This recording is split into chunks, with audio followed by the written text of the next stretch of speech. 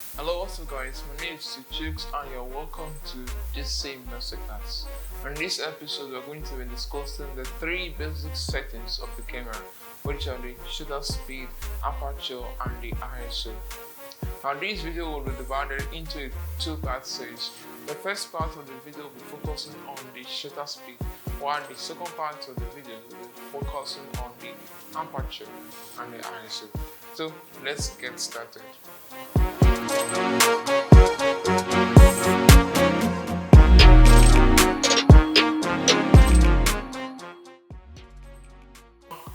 As a photographer, what really makes you a professional is your ability to control the settings manually all by yourself.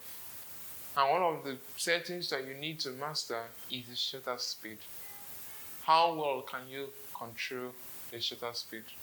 Now the question is what is the shutter speed and what is it used for?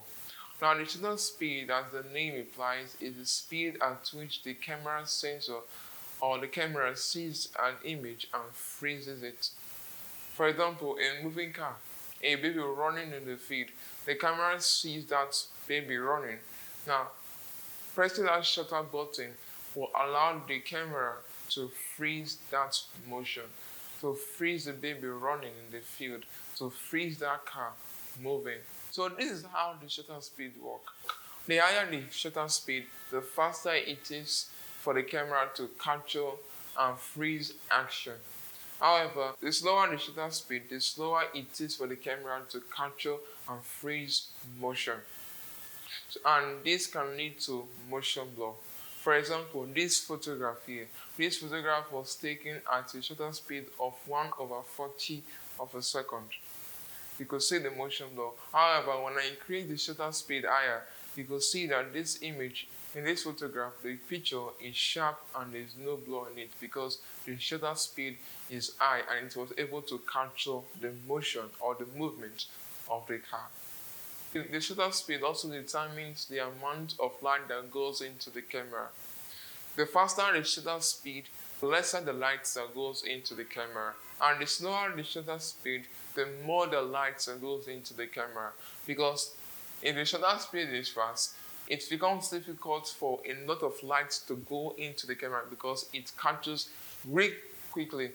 But the shutter speed, when it's low, it gives room for enough light to go into the camera. Now here's the tip for today's video. If you want to capture that fast moving object or that action taking place, probably a football or the bird flying or a baby running the field, increase your shutter speed. However, if you want a bright image, probably you are shooting at night when there is not enough light, then you can reduce the shutter speed to as low as 1/60 of a second or 1/40 of a second, depending on the circumstances. But take note that you need a tripod when reducing the shutter speed so that you do not get a motion blur image. If you have benefited something from this video, please do well to like this video and also please subscribe so that you do not miss out on the future content. So remember, there will also be a part 2 of this video. So if you don't want to miss out the part 2 of this video, we are going to discuss the aperture and the ISO. Please subscribe and do well to click on the notification bell so that you will not miss out in any of our new videos in the future.